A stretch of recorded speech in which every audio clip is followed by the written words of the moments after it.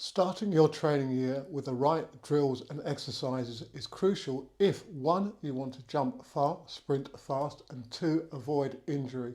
I'm going to take you through some various basic drills and exercises that we always do at the start of the training year.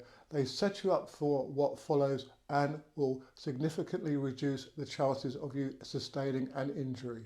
Each of my workouts is progressively designed by incorporating various units of drills that elevate performance and potentiate. Now I'm going to focus on the initial drill units, units 1 and 2. For reference, there can be 4 to 6 units in a training session. The first ones include pre-training drills and specific drills designed to activate and produce movements that are similar to those required for sprinting and jumping. I guess I'd better explain what pre-training is. Basically, this is training to train. You do exercises that are going to reduce injury potential. So for example, to the knees and Achilles tendons and hamstrings. Okay, let's start with some pre-training exercises and in particular isometrics. Now you're seeing isometrics for the hamstrings, the knees and for the calf muscles. These are done early on in the workout, so we hold for about 8 to 10 seconds for the exercises over 3 to 4 repetitions of each. And it's important they are actively doing so. So for example, for the hamstring exercise, isometrics, they are pulling down to accentuate, to increase the force that's being put through the muscles. We also vary the angles for some of the exercises so that you're not working specifically over the same range of movement.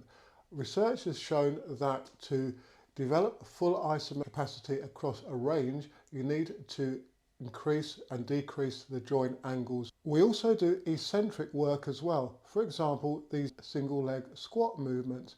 Eccentrics again have been shown to be great for soft tissue health and robustness.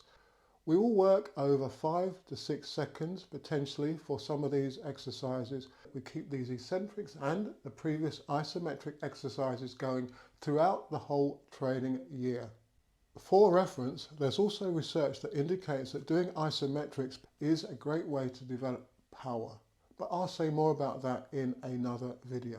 So what else do we do in Unit 1 of our training sessions? We progressed on to moving forwards basics. That's what I call them. So you're seeing forward lunges, takeoff walks, marching drills of various types. For example, extending the arm and knee as you elevate into position with a slight balance at the top of the movement.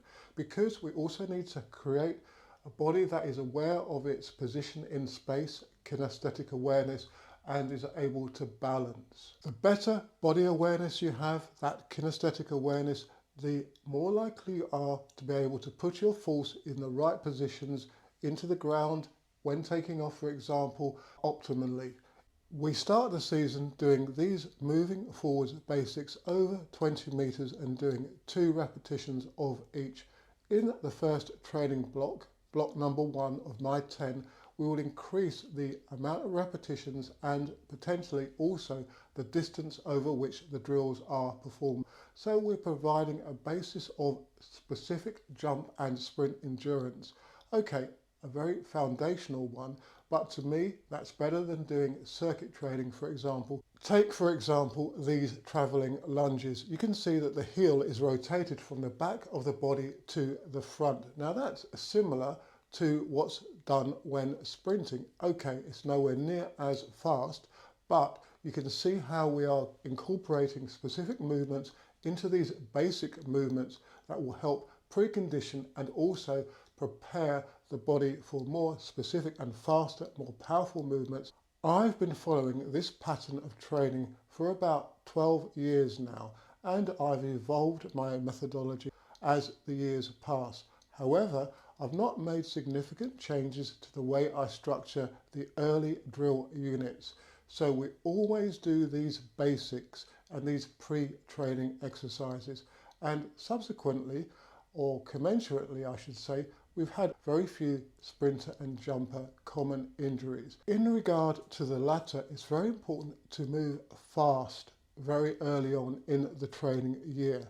Now that doesn't necessarily mean sprinting 100% on your first workout or during your first workout, but it does mean moving the limbs very quickly and applying force powerfully. So consider here these in-place sprint drills where we're working on heel recovery, for example drawing the heel from the back of the body to the front and also from the front of the body to the back.